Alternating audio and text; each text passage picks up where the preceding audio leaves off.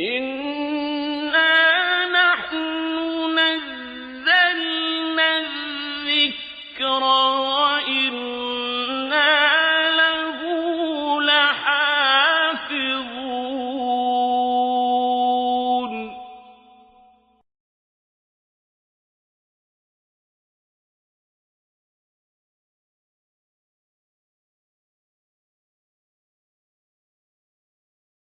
بسم الله الرحمن الرحيم الحمد لله وكفى وسلام على عبادي الذين اصطفى أما بعد. Assalamu alaikum wa rahmatullahi wa barakatuh. Sometimes in life circumstances may seem to be against you. The odds are stacked against you. Yet within that Allah subhanahu wa ta'ala makes it such that that entire situation turns out to be in favor for you. And on the other hand, when things look conducive and things look suitable to yourself, yet under those circumstances, when you least expect it to go wrong, it all seems to go wrong. When we look at Surah Anbiya alayhi salam, there's an incident, there's a mention of a mighty incident that occurred in the annals of history, and that is the incident when Ibrahim alayhi salam had stood up and opposed the norm of the time. And sometimes it's not all about just going with the flow and accepting everything. You've got to see what is right and what is wrong and differentiate. So when Ibrahim alayhi salam stood up against the worship of idols, at that time there was an uproar from his own people. He then decided to devise some sort of a plan to draw their attention to the futile nature of them worshipping idols made of stone and rock. So when they went out for festivity, he then broke down all the idols and left the big one. And when they returned, they inquired who it was. Eventually they were convinced it was him. They wanted to make a lesson of him, and they decided to light a fire. It is said with regards to the fire that for 40 days they gathered wood for that fire.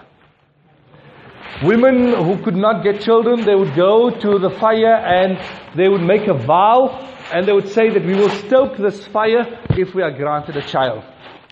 Then after that, for 7 days they continued to light the fire and stoke the fire.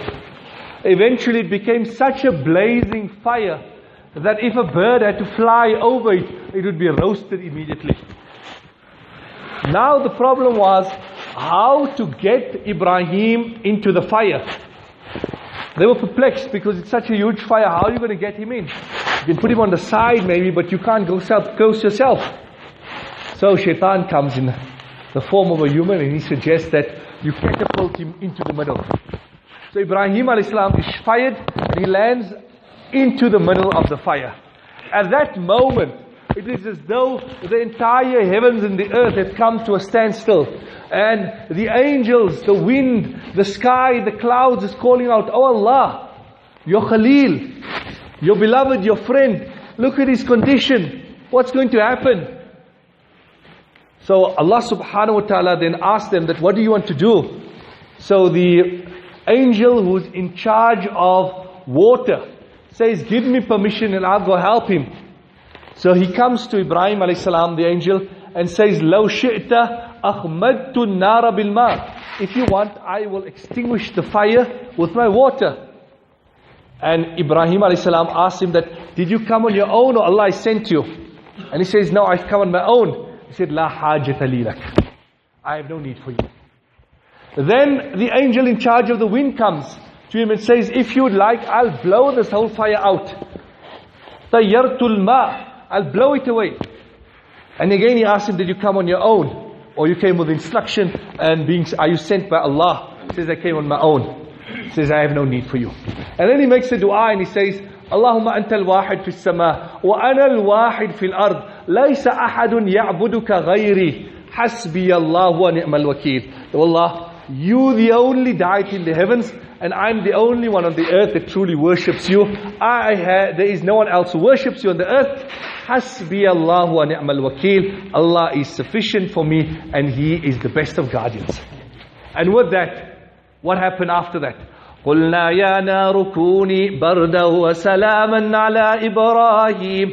Allah made that very fire that was supposed to burn him be a means of coolness for him. It became a means of coolness for him. And his father was looking on and said that, "Oh Ibrahim, what a great Lord you have. What a great Allah you have." And his mother, Ibn Ishaq, says that his mother saw him in the fire in a good condition and said, Ibrahim, I wish to come meet you inside. And he said, okay, I'll make dua to my Allah. And she came inside and she hugged him and she gave him a kiss and she came out. Later on, when Ibrahim a.s. was asked about those days, he said, there were no better days of mine in my life that I enjoyed greater comfort than the 7 days that I was in the fire.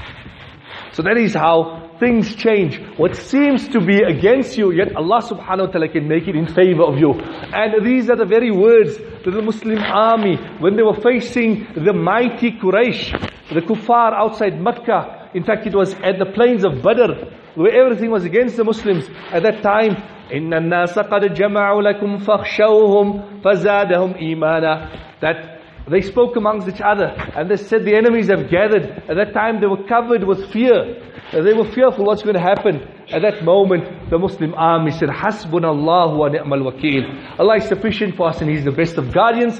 And as a result of that, Allah granted them 4 things. Allah granted them afiyat, protection. Allah averted the harm from them. Allah subhanahu wa ta'ala granted beauty to them. And Allah announced that He is pleased with them. These are the very words that we have at our disposal. But if we have to say these words with the same conviction and with the same condition of the heart, we can have the same effect. The question is that we say these words, why don't we have that effect? Now, after the Taraweeh Salah, we all like to have something sweet. Now, if you take a spoon that has impurity on it and you put it in your dessert, what happens? It all gets spoiled. So the mechanism has been dirtied. Our tongues have become dirty with the vulgar language. We use vulgar language and it's become the norm. That it's become fashionable. It's become part of our style of speaking that we use various types of swear words. So our tongues have become spoilt and therefore we don't have the same impact. In the beginning of Surah Mu'minun, Allah subhanahu wa ta'ala gives 8 qualities of the perfect believer. The successful one. We're all looking for success. We want success in this world and the akhirah. If we adopt these 8 qualities, then we will attain the success of this world and the akhirah. Allah begins by saying, قَدْ أَفْلَحَ الْمُؤْمِنُونَ. Indeed, successful is the believer. Who is the believer? الَّذِينَ هُمْ فِي صَلَاتِهِمْ خَاشِعُونَ. The one who stands with humility in salah. وَالَّذِينَ هُمْ عَنِ اللَّغْوِ مُعْرِضُونَ. The one who turns away from vain talks, futile activities. وَالَّذِينَ هُمْ لِلزَّكَاةِ فَاعِلُونَ. The one who discharges the zakat and also takes care of the purification of his character. وَالَّذِينَ هُمْ لِفُرُوجِهِمْ حَافِظُونَ. The one who remains chaste, protects the private parts. إلا على أزواجهم أو ما ملكت أيمانهم فإنهم غير ملومين فمن ابتغى وراء ذلك فأولئك هم العادون. Allah says that we have stipulated the specific avenue for you to fulfill your sexual desires. If you seek any path beyond that, then you are undoubtedly from the transgressors. وَالَّذِينَ هُمْ لِأَمَانَاتِهِمْ وَأَهْدِهِمْ رَاعُونَ. Then Allah says that the mu'minun are the ones who fulfill their covenants. That if they give you their word, they will fulfill the word. And if you give them a trust, they will fulfill the trust. وَالَّذِينَ هُمْ عَلَى صَلَوَاتِهِمْ يُحَافِظُونَ. And they are punctual with regards to their salah. 8 qualities have been enumerated. When we look at the first quality, it's with regards to salah. When we look at the last quality, it's with regards to salah. The intention or the objective is that if your salah is in order, everything else will fall in order. Umar radiallahu anhu said, Inna ahamma amrikum indiya salah. The most important of all your deeni matters is salah. Man hafidhaha wa hafadha alayha hafidha deena kullah. Whoever protects and preserves his salah, then he will protect and preserve his entire deen. وَمَنْ ضَيَّعَهَا. And whoever is negligent, then the negligence will manifest in every other aspect of one's deen. So these days there's lots of talk that it's in the heart. It's all about the heart. That my heart is clean. That is most important. Salah is the basis. If your salah is not in order, then nothing else will be in order in your life. It all starts with salah. And when we talk of salah, then we talk of punctuality in salah, being on time, focusing in your salah from beginning till end. When it comes to the salah time, then you drop anything. Allah subhanahu wa ta'ala speaks about the Sahaba and they say, رِجَالٌ لَا تُلْهِيهِمْ تِجَارَةُ وَلَا بَيْءٌ عَنْ ذِكْرِ اللَّهِ. That at the time of Nabi Sallallahu Alaihi Wasallam, there were two individuals who, they were such that whatever task they were in, when the time and when the call was made, they would immediately leave their task and they would hasten towards the remembrance of Allah. And Allah praised them in the verses of the Qur'an. It is said that when Abdullah bin Mubarak rahimahullah passed away, someone seen him in a dream and asked him that, how did you fare in the akhirah? And he says, everything went well. He says, there's something that perplexed me, that the blacksmith that lived next to me, he has a higher position than I am. And that's rather surprising to me. This person who's seen Abdullah bin Mubarak in a dream, then wakes up from the dream and he goes to the wife of the blacksmith and he asks, that, what is it about your husband that he has such a high position that he is above Abdullah bin Mubarak rahimahullah?